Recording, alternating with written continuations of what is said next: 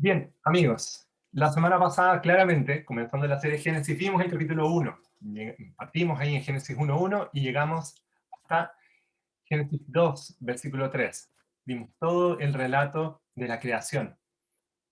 Es increíble ver cómo Dios crea todas las cosas perfectas, con un propósito, cómo Dios va haciendo las cosas en armonía, cómo Dios crea las cosas con agrado en su corazón, si podemos usar esas palabras para Él, en su ser feliz, feliz de ver una creación que refleja mucho de su carácter, grande, imponente, preciosa, armoniosa, con un orden. Y es como nosotros la conocemos, pero aún mejor, aún mejor. Y veíamos el relato, cómo iba creando Dios todas las cosas, y luego Dios crea a las criaturas vivientes y vemos cómo Él las hace según su género. Y en algún momento, al final, acercándose al final del capítulo 1, tenemos, digamos, esta situación tan especial que de repente se nos dice que alguien es creado, pero no según su género, no según la imagen de Dios. Y si tú estás escuchando ese relato, lo que debería pasar es que te asombre. Tal vez lo has escuchado tantas veces que ya no te asombra, pero es impresionante. Todas las cosas creadas perfectas, sí, todo creado en orden, sí, todo creado con un propósito. Y la vida según su género. Y de repente, el hombre. De repente Dios dice, hagamos al hombre a nuestra imagen y semejanza. Y el Dios Trino crea al hombre de una manera distinta a las otras criaturas, de una manera especial. Y veíamos cómo lo hacía el hombre para vivir como un representante de él en medio de la creación. Si tú estás leyendo Génesis por primera vez y vas avanzando, vas a querer saber más de por qué está pasando aquí. No sé si saben, pero el capítulo que vamos a ver ahora es un relato donde se habla mucho sobre la creación, mucho sobre la creación. Vamos a verlo. Pero no es una segunda creación, no es una recreación, no es un relato como que parece que Dios lo hizo una vez y lo volvió a hacer. No. Lo que está haciendo Moisés es contarnos cómo Dios creó todas las cosas y luego hace un zoom impresionante para contarnos con detalle sobre el hombre, sobre el propósito de que el hombre esté en la creación y cómo Dios se quiere relacionar de manera especial con él. Y eso es lo que vamos a ver hoy día. Dios, vamos a decirlo así, Él nos da un mandato de relacionarnos con Él. Un mandato que nosotros llamamos como mandato espiritual. Claramente, hechos a su imagen, el Señor quiere que el ser humano se relacione con Él, le adore, le obedezca, se goce en Él y en su creación. Viva para Él, cumpliendo aquellas cosas que el Señor le ha llamado a hacer. Y si en el capítulo 1 tenemos un llamado a que Él esté, digamos, gerenciando, administrando, cuidando y siendo imagen de Dios en la creación, ahora se nos va a explicar un poco más cómo es que eso ocurre. Y claro, el Señor nos llama entonces a relacionarnos con Él de una manera especial, como sus criaturas hechas a su imagen. Así que Él nos ordena algunas cosas que vamos a estar viendo hoy día. Nos ordena que cultivemos y nos ordena que nos relacionemos. Claro, a ti, hombre del siglo o mujer del siglo XXI, te puede sonar medio raro que te estén llamando a cultivar. Tal vez eso estaba bien para tus papás o para tus abuelos, que te hablen de cultivar, pero tú estás pensando en otras cosas ya. Eh, pero cultivar es mucho más que simplemente arar la tierra y cuidarla. Y también relacionarse. Es algo que el Señor nos manda a hacer y eso es lo que vamos a estar viendo. Primero cultivar en los versículos 4 al 17 y después relacionarse, versículos 18 al 25. Así que los invito a que hagamos la lectura de este pasaje, el pasaje de esta tarde. Bueno, lo primero es los versículos 4 al 6. Vamos a ver entonces cómo en este mandato de cultivar, lo primero que nos muestra el relato es cómo no hay árboles para cultivar. ¿Por qué? Porque no hay quien los cultive. Dios está Dios va a crear un lugar especial para relacionarse en intimidad con el hombre. Un lugar especial en medio de la creación. Vamos a leer el pasaje. Denme un segundito porque voy a tener que minimizar una ventanita por acá. Bien, ahora puedo ver todo el texto. Versículo 4 dice lo siguiente: estos son los orígenes de los cielos y de la tierra cuando fueron creados, el día en que el Señor Dios hizo la tierra y los cielos. Y aún no había ningún arbusto del campo en la tierra, ni había aún brotado ninguna planta del campo, porque el Señor Dios no había enviado lluvia sobre la tierra, ni había hombre para labrar la tierra. Pero se levantaba de la tierra un vapor que regaba toda la superficie del suelo. Y lo primero que nos cuenta estos versículos es justamente este hecho.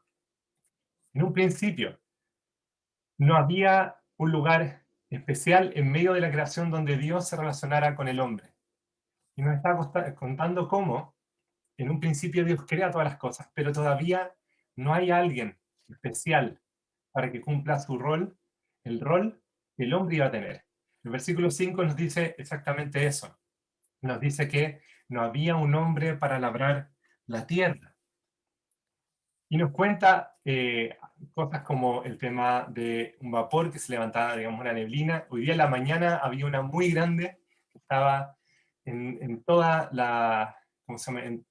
A la altura de mi casa y no se veía nada. Ahora recién está saliendo el sol. Pero en ese tiempo debe haber pasado de una manera muy especial que había un vapor que regaba toda la superficie del suelo. Nosotros no sabemos. La lluvia de alguna manera es algo que nos va a quedar para varios capítulos más adelante. Y si no había lluvia, ahí sí que va a caer mucha lluvia. Pero ahora, esto nos está diciendo que no había. ¿Qué cosas no había? No había árboles y no había plantas, arbustos en el campo. Y vamos a ver cómo eso tiene una relación muy grande con aquello que vimos la semana pasada. ¿Se acuerdan que cuando Dios crea, Él va dando ciertas ordenanzas? Y yo les decía, miren, que cuando crea las plantas, las crea con un propósito, pero no les da una ordenanza en sí, porque era tarea del hombre cuidarla, era tarea del hombre que dé su fruto, que la semilla sea plantada, crezca el árbol y haya fruto. Esta figura de la labor del hombre es lo que nosotros llamamos el mandato cultural. El hombre está llamado justamente a hacer una cultura, un cuidado. Dios desde un principio nos llama a eso, nos llama a eso.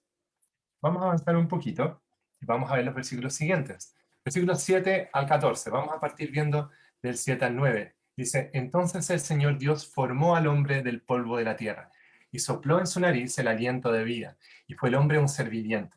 Y plantó el Señor Dios un huerto hacia el oriente, en Edén, y puso allí al hombre que había formado. Y el Señor Dios hizo brotar de la tierra todo árbol agradable a la vista y bueno para comer. Asimismo, en medio del huerto, el árbol de la vida y el árbol del conocimiento del bien y del mal. Aquí el Señor está creando al ser humano. Se nos dice que Él lo crea y lo pone en medio de un lugar especial. Eso es una cosa importante a destacar. Dios no solamente crea al hombre a su imagen para que Él sea el que administre toda la creación y cumpla entonces con su rol de cultivar, sino que también lo pone en un lugar especial, en Edén, para relacionarse con Él, para relacionarse con Él. Si se fijan, tenemos un hombre en relación con Dios en una tierra donde Dios lo quiso poner eh, bajo bajo su autoridad, bajo la autoridad divina, de una manera perfecta, de una manera agradable a Dios. Y entonces, en este contexto, Dios planta, Dios le entrega al hombre entonces aquellas cosas que necesita para que él pueda ejercer su rol de alguien que cultiva, de alguien que hace cultura en medio de la creación del Señor. Y también se nos hace mención que en este lugar está el árbol de la vida y el árbol del conocimiento del bien y del mal, perdón. Y el árbol del conocimiento del bien y del mal está ahí en medio, junto al árbol de la vida. Ambos están en el centro del huerto. Esto no es una simple analogía de la tentación, esto no es una analogía de la vida eterna, el árbol del bien y del mal, por una parte como la tentación y el árbol del conocimiento, perdón, el árbol de la vida como la fuente de alimentos o algo, no sé, que hace que el hombre esté apegado a la vida, es de hecho, concretamente, eh, el árbol de la vida y el árbol del conocimiento del bien y del mal. Ellos estaban en medio de Edén. Edén también no es simplemente una figura de algo perfecto. Físicamente existió. Está el paraíso, el lugar donde Dios se relacionaba en medio de su creación de manera perfecta con el hombre. El lugar que Él preparó para relacionarse con el hombre. Si nosotros no pensamos que esto es real, entonces vamos a tener problemas con varios pasajes más adelante de las Escrituras. Si nosotros pensamos entonces que no había un árbol de la vida, no había un árbol del conocimiento del bien y del mal, que son metáforas, entonces vamos a tener el problema que no vamos a saber qué sentido tiene realmente el capítulo 3. ¿Qué fue lo que realmente hizo que el hombre pecara? Y luego, si es realmente eh, pecado aquello que hizo el hombre. Y vamos a empezar a desmembrar a la Biblia de cosas que está diciendo, para decir, esto sí es pertinente, esto no es pertinente. La Escritura siempre plantea tanto a Adán como a Eva, como el Edén, como el árbol de la vida y el árbol del conocimiento del bien y del mal, como personas y como lugares y árboles que realmente existieron, algo concreto. No es simplemente una historia más. Y ellos son nuestros padres. Y ellos estaban en este periodo de santidad, pero también de mucha prueba, porque estaban llamados a obedecer a Dios. Eh, Vamos a hablar justamente de eso ahora. Y del Edén salía un río para regar el huerto, y de allí se dividía y se convertía en otros 4 ríos. El nombre del primero es Pisón. Este es el que rodea toda la tierra de Ávila, donde hay oro. El oro de aquella tierra es bueno. Allí hay bedelio y ónice. Y el nombre del segundo río es Gijón. Este es el que rodea la tierra de Cus. Y el nombre del tercer río es Tigris. Este es el que corre al oriente de Asiria. Y el cuarto río es el Éufrates. Entonces acá se nos está mostrando un lugar en particular, un lugar con nombres. No solamente se nos entregan ríos, también se nos entregan eh, datos al respecto de qué hay ahí. Qué hay ahí. Moisés, que escribe, él está mencionando no solamente el relato, sino que está dando información que ayuda a que nosotros podamos entender la realidad de lo que estamos diciendo en este relato. No carecemos ni de ubicación, ni carecemos de, ¿cómo se llama?, información para que creamos que esto es cierto.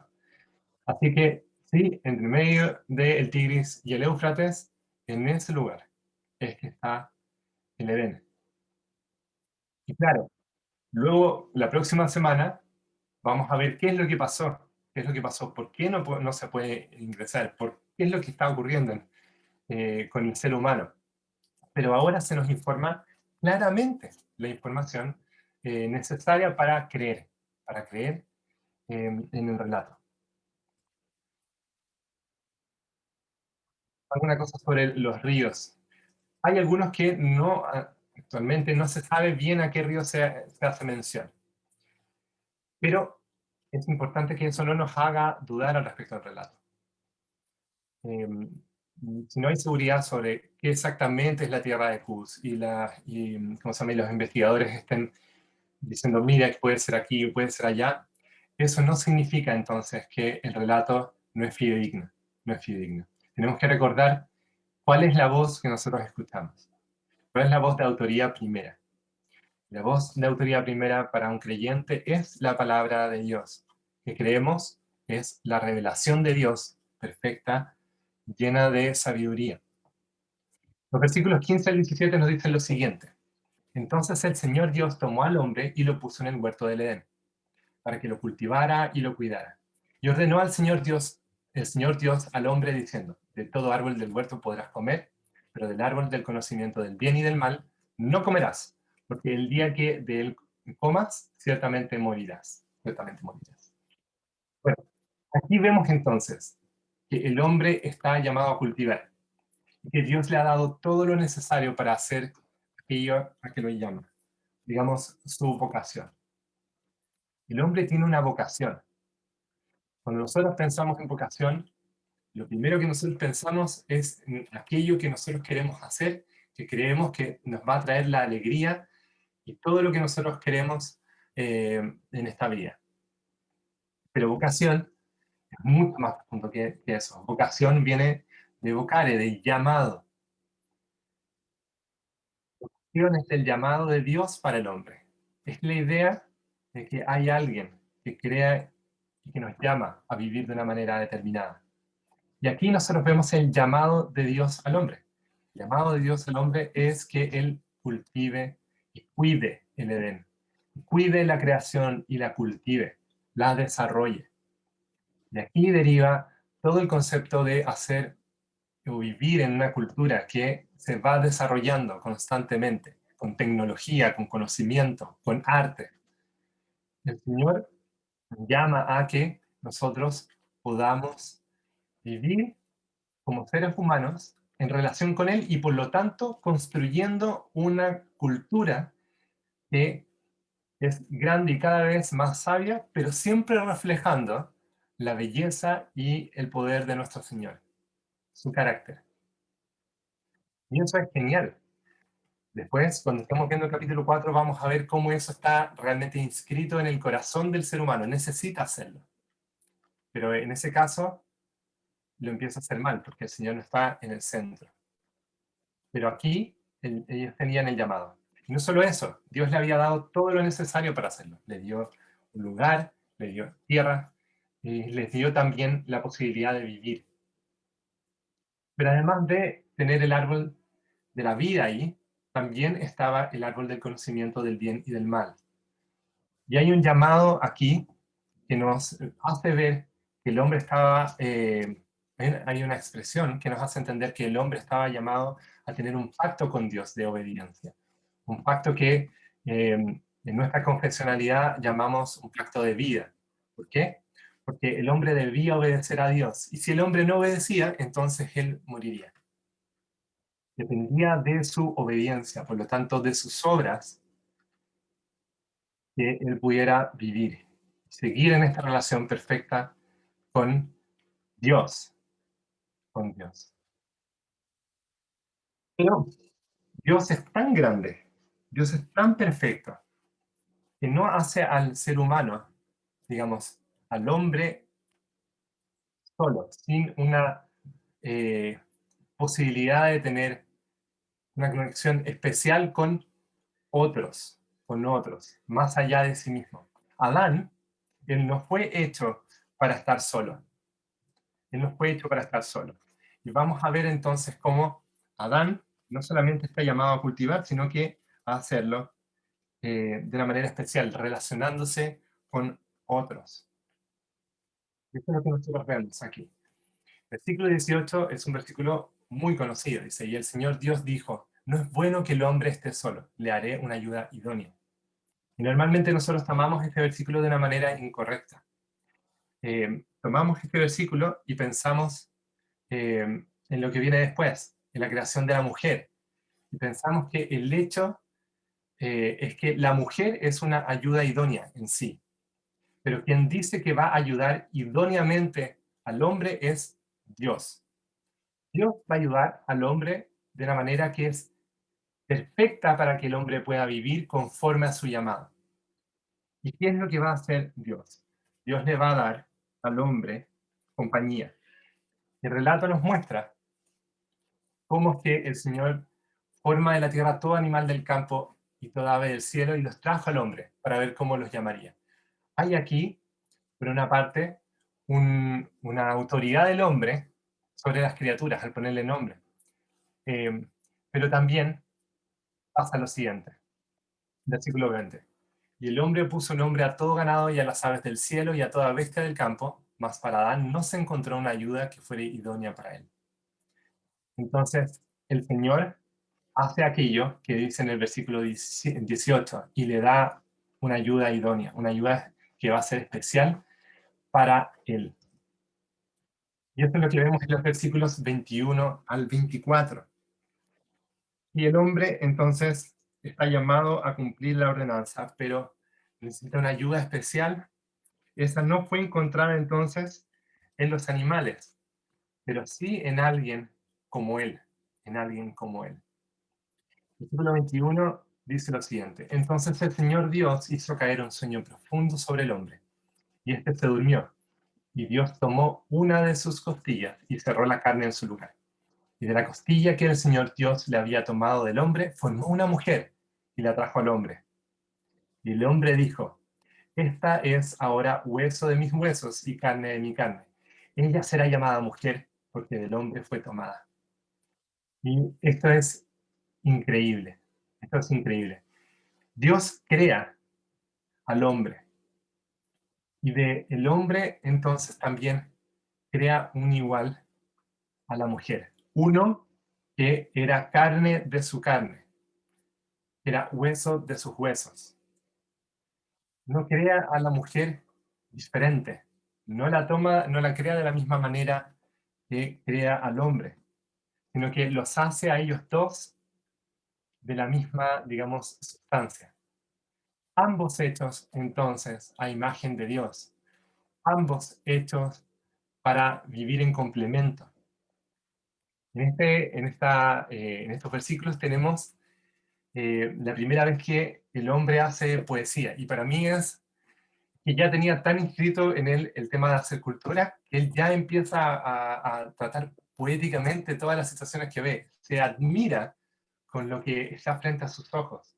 No puede creer la perfección de la creación del Señor, de cómo Él realmente crea todo en orden y perfecto. Y ve frente a sus ojos algo que no había contemplado nunca antes. Y logra tener una sintonía que no había tenido nunca antes. Y ve en la mujer, entonces, digamos, a sí mismo. Y es lo que él dice: esta es ahora hueso de mis huesos y carne de mi carne. Y ella será llamada mujer porque el hombre fue tomada. Y hay un sentido aquí, una autoridad en el hombre, justamente porque él le pone nombre a la mujer también, que la llama. También hay un, un paralelo, un pie de igualdad, porque el hombre la llama proveniente de sí mismo. Y estamos en una situación donde todavía no tenemos pecado, donde las relaciones entre hombre y mujer eran perfectas, donde ambos están llamados para vivir haciendo cultura y viviendo para el Señor. Y entonces el relato nos cuenta algo que es majestuoso. Versículo 24 es una nota que Moisés pone en el relato. Él dice: por tanto, el hombre dejará a su padre y a su madre, y se unirá a su mujer, y serán una sola carne. Y luego dice en el versículo 25: y estaban ambos desnudos, el hombre y su mujer, y no se avergonzaban. El versículo 24 nos habla sobre el matrimonio. Habla como la relación que el hombre estaba llamado a tener, digamos, en el tiempo de la escritura de Génesis, cuando Dios ya había liberado al pueblo y estaba Moisés escribiendo. Esa realidad estaba basada en el momento de la creación, antes del pecado. El hombre estaba llamado a vivir en matrimonio con la mujer, creando una unidad, un hogar, lejos del suyo. Y eso estaba completamente enraizado en la esencia del hombre y de la mujer, antes del pecado. Por lo tanto, era algo que ellos debían buscar. Y se nos dice cómo es esa relación.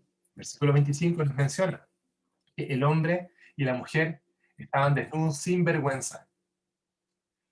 Todos nosotros nos cubrimos, todos nosotros nos tapamos, porque hace frío, especialmente aquí en el sur, pero también porque hay mucho que nosotros queremos esconder.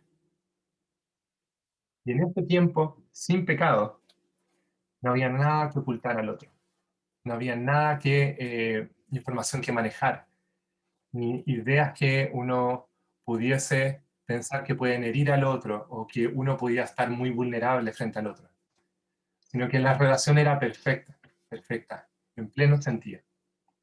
Yo sé que el día de hoy incluso podríamos estar todos desnudos, y aún así hay mucho que queremos cubrir, hay mucho que queremos tapar, incluso cuando nos mostramos muy abiertos, pero en ese entonces no había nada de eso.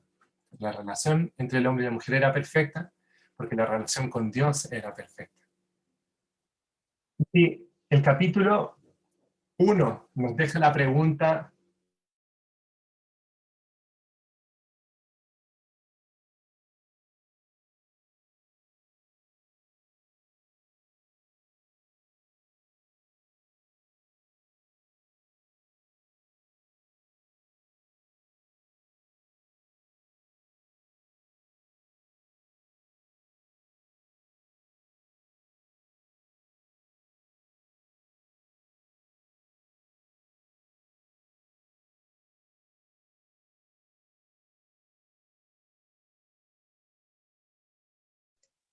Se cortó la transmisión, parece, y no la escuchamos, pastor.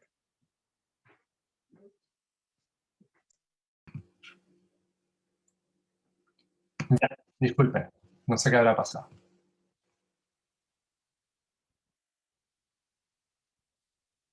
Ahí sí. En el capítulo 3 nos va a decir qué pasa, porque sabemos que las cosas no son como solían ser.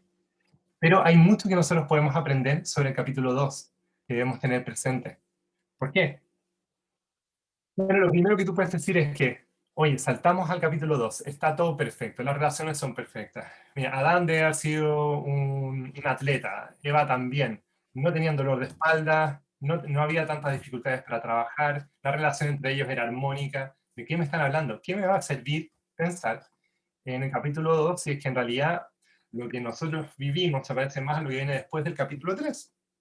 Bueno, es importante que veamos que el Dios del capítulo 2 es el mismo del capítulo 3 y en adelante. Es un Dios que crea perfecto todas las cosas, pero como les decía yo la semana pasada, Él no solo se va y las deja perfectas como una máquina andando aceitadita.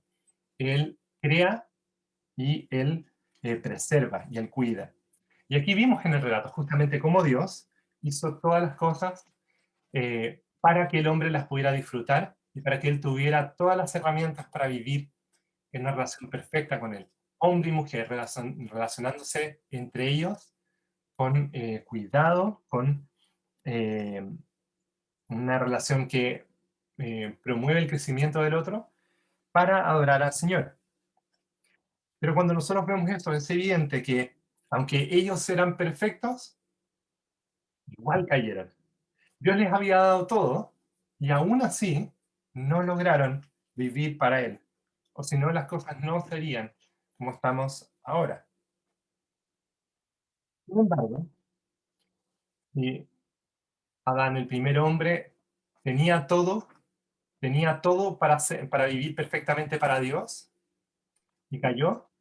El nuevo Adán, Jesucristo, él, teniendo todo, lo dejó. ¿Para qué? Para vivir en obediencia a Dios. Y es en Jesús en que nosotros podemos entender cómo debemos vivir como hombres y mujeres en relación con Dios. Cómo podemos cumplir entonces el mandato espiritual, relacionarnos con Dios, el mandato social de relacionarnos con los demás y también el mandato cultural de vivir usando nuestros dones y nuestras capacidades para la gloria de Dios, pero también para beneficio de los demás. Entonces, tenemos que tener esto presente. Nosotros, cristianos, si hemos sido cuidados así en la creación, en la redención también hemos sido cuidados profundamente por Dios. La Biblia nos habla mucho sobre eso. cómo Dios es un Padre bueno que nos da las cosas que necesitamos, no nos da una piedra, cómo Él nos da todas las cosas en Cristo Jesús, cómo Él preparó de antemano buenas obras para que anduviésemos en ellas. Ese es el Señor, ese es el Señor. Entonces, esa es la meditación que nosotros tenemos que tener en torno a este pasaje. Sí, estamos llamados, si Adán y Eva están llamados a vivir en obediencia a Dios, nosotros también. Pero fue Cristo quien vivió esa obediencia perfectamente. Y por lo tanto, solo en una relación con Él, nosotros también podemos tener una relación de cercanía con Dios. Ahora, no en el pacto basado en nuestras obras, sino que en la gracia de Dios, quien por las obras de Cristo nos permite tener paz y una relación con Él. Así que tenemos que recordar eso. También recordar que cuando tengas problemas con vivir tu vocación, ya todo esto, deberías pensar profundamente cuál es tu vocación. ¿Cuál es tu vocación? Como decía, vocación no es hacer lo que nosotros queramos. Vocación es ver las capacidades que el Señor nos ha dado y las oportunidades para servirle en medio del contexto en que nosotros estamos. Es más un llamado del Señor que definitivamente hacer aquello que a nosotros nos llena. Y es por medio de entender la vocación del Señor que vamos a encontrar realmente plenitud. Entonces, cuando pienses que te cuesta cumplir con esta vocación, vivir esta vocación, recuerda que, así como Adán, a nosotros mucho más en Cristo Jesús nos ha dado todo lo que necesitamos para vivir esta vocación. Todo lo que nosotros necesitamos. Él lo proveyó todo. ¿Para qué? Para que tú puedas vivir en obediencia. Él te proveyó un Salvador, un estatus diferente, el Espíritu Santo contigo, guiándote, vivir junto con un pueblo santo que te está animando para que puedas vivir tu fe, para que vivas para Él y para que puedas superar las pruebas que estás enfrentando. Así que no dudes de Dios, que Él es un Dios creador y sustentador. También, el hombre nunca ha sido llamado a la soledad. El hombre nunca ha sido llamado a la soledad. Miren la creación que tenemos. Nosotros no nos podemos aislar de la vida. A donde miremos, si miramos al suelo, vemos la vida del Señor queda perfecta, armoniosa. Bueno, queda perfecta y de repente por ahí nos puede resultar un poco evidente que el pecado está presente. Pero estamos rodeados de vida. Yo estoy hablando con ustedes y tengo un acuario aquí a mi derecha, muy bonito, que espero que algún día puedan conocer cuando me visiten. Y el Señor siempre nos hace así, y por sobre todo Él nos dio la oportunidad de vivir en una sociedad, de salir a la esquina fin de semana ahora, después de pedir el permiso, a ir a comprar pan, y ahí con mascarito tener la tremenda bendición de poder hablar con otra persona, de poder bendecirla con las cosas que uno dice. No, el Señor nunca nos ha llamado a la soledad. Si a ti te gusta la soledad, hay algo ahí que tienes que reflexionar ante el Señor. A veces necesitamos un tiempo a solas para pensar, sí.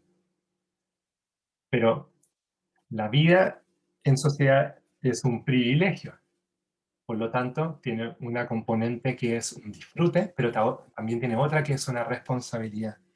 Nosotros estamos llamados entonces a vivir en el contexto de la familia, el matrimonio, los hijos, a vivir en el contexto de los amigos, de un barrio donde vivimos, de la iglesia, de nuestro país.